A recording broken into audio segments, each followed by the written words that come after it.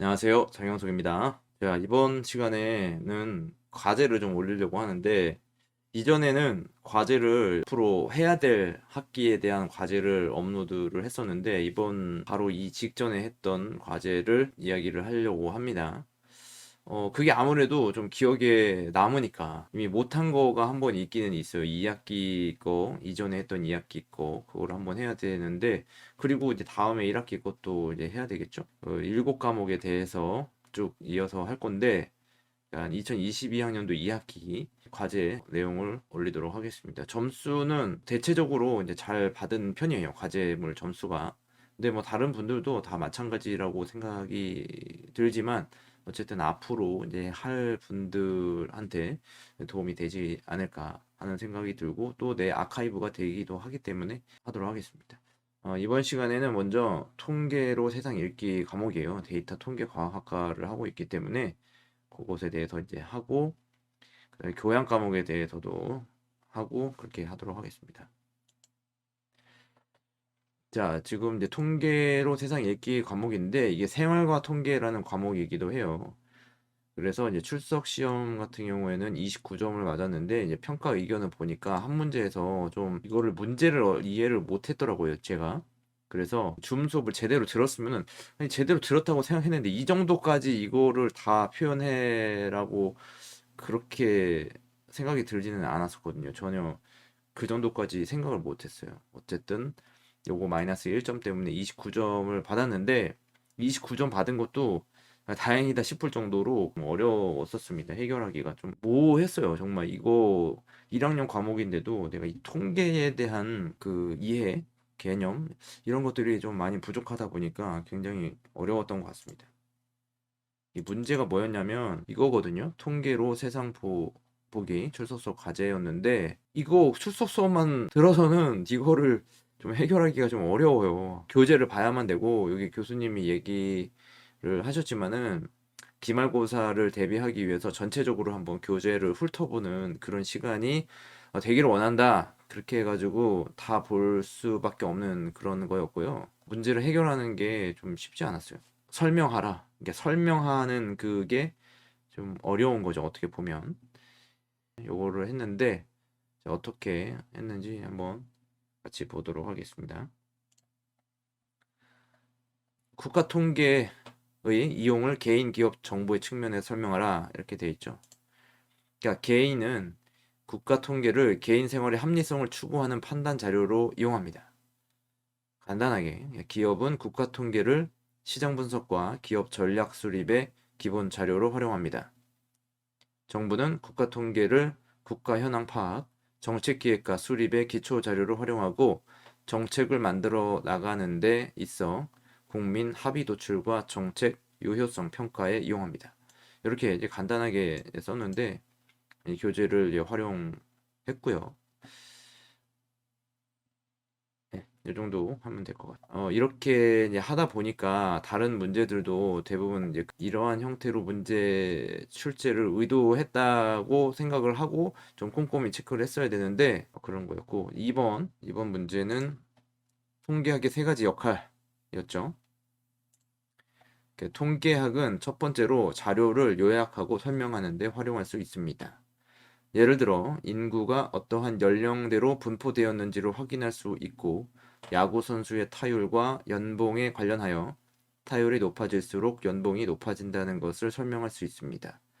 또 어린이의 체중과 신장을 측정하여 정상 발육곡선과 비교하여 보고 발육 정도를 설명할 수 있습니다.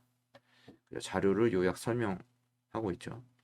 두 번째로 자료의 수집에 활용할 수 있습니다. 통계학을 이용하여 시청률 조사를 위해서 표본 조사를 시행할 수 있습니다. 또 새롭게 개발된 치료제와 기존에 사용하는 약을 실험용 쥐에게 투여하여 치료 효과를 분석합니다. 농작물의 수확량을 늘리고 품질을 높이기 위한 목적으로 살충제의 살충 효과를 분석합니다. 세 번째로 통계학을 활용하여 자료로부터 결론을 도출할 수 있습니다. 선거 여론조사로 선거 결과를 예측합니다. 경제 성장률에 대한 시계열 모형을 작성하여 경제 성장률을 예측합니다. 직장에서의 임금 자료를 이용하여 불평등 여부를 통계적으로 분석합니다. 자동차 등록 대수와 아황산가스 양의 관계를 분석하여 미래의 공기 오염도를 예측합니다. 이게 교재에 좀 나와 있던 것 같아요. 모르겠어요. 지금 과제를 할 때는 한다고 하면서 했는데 지금 또 다시 생각해 보면 기억이 안 나요. 솔직히. 그래서 다시 되새김하는 것도 의미가 있는 것 같습니다. 자, 그리고 3번 캠핑카 판매 지점의 판매량이 다음과 같은 확률 분포를 가질 때 기대되는 평균 판매 기대수 EX를 구하라. 이거는 좀 뭐 간단한 거잖아요. 이거 EX 평균 구하는 건데 어, 다 이거 0과 0.2 곱하고 1 곱하기 0.4, 2 곱하기 0.2, 3 곱하기 0.2에서 다 더해주는 거 그겁니다. 자, 이렇게 식을 쓰니까 답이 1.4가 나왔죠. EX는 1.4다. 이거는 그냥 좀 쉬웠던 것 같아요. 좀 기본적인 문제라서 그냥 규칙만 알면은 해결할 수 있는 거 그런 겁니다. 자, 그리고 4번 다음 자료로 정규 분포의 모수에 의한 변화를 같은 X축상의 분포도 그림과 함께 설명하라. 이거를 이제 해결하려면 수업을 잘 들었어야 돼요. 그냥 이렇게 이 문제만 봐서는 문제를 전혀 해결할 수가 없습니다. 분명히 이 교수님이 코치를 해준 게 있어요. 그림을 어떻게 그리라 그런 것들을 설명을 해줬기 때문에 그거를 잘 들었어야만 이게 해결을 할 수가 있는 겁니다. 평균 분산이 A군은 20하고 15, B군은 평균 50, 분산 5 이렇게 돼 있죠. 이게 분산이 A 학생은 분산이 더 크잖아요. 그럼 분산이 크다는 얘기는 이 퍼짐 정도가 이렇게 더 많다는 거고 분산이 작다는 것은 이 퍼짐의 정도가 많지 않은 거, 크지 않은 거, 적은 거 이렇게 그림을 이제 그려줘야 되는데 그리고 이제 평균은 그 평균을 중심으로 해가지고 양쪽으로 대칭을 이루는 거니까 이렇게 그냥 숫자만 써주면 되는 거죠. 이거는 A가 평균이 20인데 이 평균으로부터 양쪽으로 분산이 넓게 퍼져 있다. 그리고 B 학생은 평균이 50으로 양쪽으로 좁게 퍼져 있다. 이거를 그림으로 설명을 하는 거죠. 글로 써보면 평균은 데이터가 대칭 형태로 분포합니다. 따라서 대표값으로 평균을 사용할 수 있습니다. 분산은 편차 제곱의 평균이므로 분산이 크면 평균과의 편차가 크다는 것입니다. 즉, 데이터가 평균과 차이가 없다면 편차는 작아지고 분산은 작아집니다. 반대로 데이터가 평균과 멀어질수록 편차가 커지고 분산이 커지게 됩니다. 따라서 문제의 데이터를 통해 분포도 그림을 그리면 아래와 같이 그릴 수 있습니다. A군의 평균은 20이고 B군의 평균은 50이므로 X축상에 A군의 분포도를 왼쪽에 표현하고 B군의 분포도를 오른쪽에 표현합니다. 그렇죠. 20과 50. 20이 작고 50이 큰 거니까요. 같은 선상에 표현할 수가 있는 거죠. A군의 분산은 15이므로 데이터가 평균에서 떨어져 있으므로 평균을 중심으로 대칭적인 분포도를 넓게 그릴 수 있습니다. B군의 분산은 5이므로 데이터가 평균에서 가까우므로 평균을 중심으로 대칭적 분포도를 좁게 그릴 수 있습니다. 이렇게 글로 표현하면 되겠습니다. 5번 다음에 인구 피라미드에 대해 비교 설명하라. 이것도 나와 있는 내용이긴 한데 조금 내용이 정확히 똑같이 나와 있지는 않은 것 같기도 해요. 자, 5번. 1965년의 나이별 구조는 후진국형인 피라미드 형태입니다. 2005년의 나이별 구조는 40에서 50대 인구가 가장 많으면서 30대 미만과 60대 이상이 적은 항아리형 구조입니다. 2067년 한국의 나이별 구조는 종형의 분포를 보이고 있습니다. 1965년의 피라미드 구조는 출생자 수가 많고 사망자 수도 많은 구조이므로 계획적인 인구 증가로 볼 수 없으며 복지나 의료 혜택이 많지 않다는 것을 유추할 수 있습니다. 2005년 인구 피라미드는 1965년 당시 자료에서 출생자가 성장하여 40년 정도가 지났을 때 그들이 자녀를 낳는 수가 줄었다는 것을 나타내고 있고 점차 고령화가 진행되고 있는 것을 알 수 있습니다. 2067년 한국 피라미드는 2005년으로부터 60년이 지나 세대가 바뀌었지만 출산하지 않고 고령화 사회가 된다는 것을 보여줍니다. 따라서 인구는 점차 감소할 것으로 예측할 수 있습니다.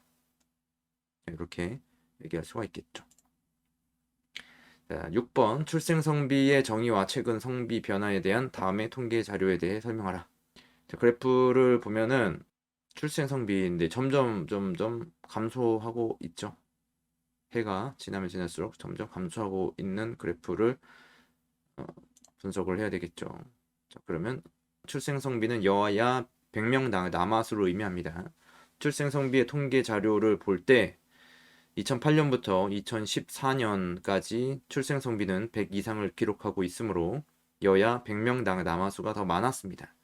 여아보다 남아의 출생수가 많았지만 2015년 이후로 계속 감소하여 출생 성비가 100 아래로 떨어졌습니다. 이것은 여아가 남아보다 많음을 의미합니다. 출생 성비 자체로는 2008년에서 2009년 조금 줄었다가 2010년에 올랐는데 그 이후로 오르지 않고 계속 감소했습니다. 자, 이렇게 써주면 되겠죠? 크게 어려운 건 아니었습니다. 7번 통계 분석 초기에 자료의 이상치를 파악하기 위한 검토 방법을 설명하라. 아, 그쵸. 이거 되게 나중에 공부 많이 하고 나면 이상치가 무슨 의미인지 아는데 단지 하나만 가지고 이렇게 설명을 했었거든요. 여러 가지가 있잖아요. 그러니까 글을 많이 만들어 내려고 해가지고 막 글이 많아졌는데 히스토그램, 그다음에 평균과 중앙치 차이, 점도표와 산점도, 상자 그림 이런 걸로 이제 확인을 할 수가 있는 거죠. 그렇게 확인하면 됩니다. 네, 저는 이제 히스토그램이나 막대 그래프를 가지고 이야기를 했어요. 그 한 가지에 대해서만 얘기를 한 거죠. 그러니까. 자, 그리고 이제 8번 모집단과 표본의 관계와 이미 추출을 도표로 설명하라. 그림을 그리면 됩니다. 이거 다 나와 있어요. 이미 추출에 대한 얘기고 모집단이 있고 여기서 이미 추출해서 표본을 만들어서 표본 자료를 분석해서 모집단 특성을 추정한다. 그래서 이거를 모집단 전체에 대해서 얘기할 수 있다. 그런 얘기입니다. 말로 이미 추출은 모집단 구성 요소가 뽑힐 확률이 똑같은 상태에서 표본을 추출하는 방법입니다. 이미 추출이 필요한 이유는 우리의 관심 대상은 전체입니다. 그런데 전체를 다 조사할 수 없으므로 표본을 추출합니다. 표본을 추출할 때는 모집단에서 표본을 추출하는데 임의로 추출해야 우리의 관심 대상인 모집단의 표본이 됩니다.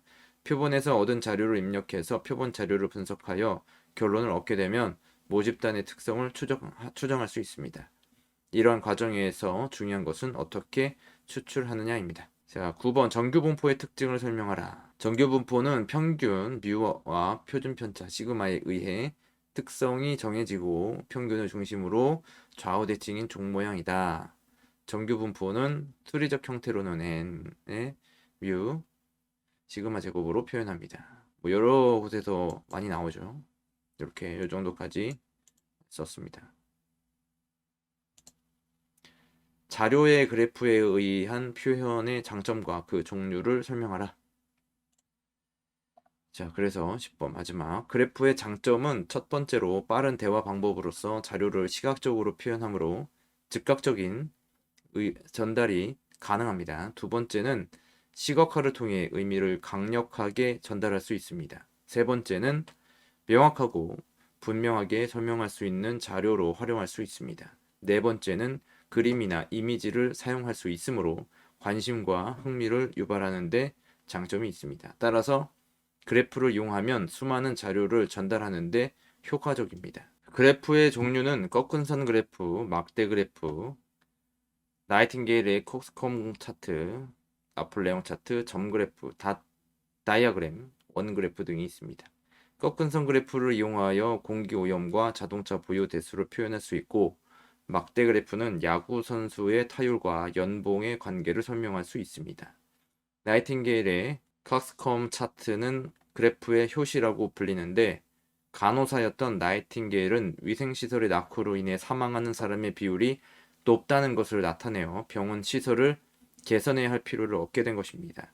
나폴레옹 차트는 나폴레옹의 승전 비결을 나타낼 수 있는 그래프로서 전쟁 지역의 강수량, 온도, 군대 규모 등 다양한 정보가 종합적으로 표시되어 있습니다. 점 그래프는 X축 상에 점을 찍어 나타낸 그래프입니다. 점 그래프는 대표값 또는 표준치를 표시하는 데 효과적입니다. 자, 이렇게 해서 과제를 다 작성을 했고, 비교적 간단해 보이지만 이거를 찾아내는 데는 좀 시간이 걸렸습니다. 하여튼 이렇게 하면 되겠습니다.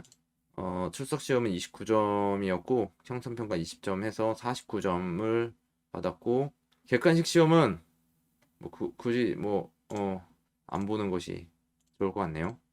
38점 맞았네. 여기까지 하겠습니다. 수고하셨습니다.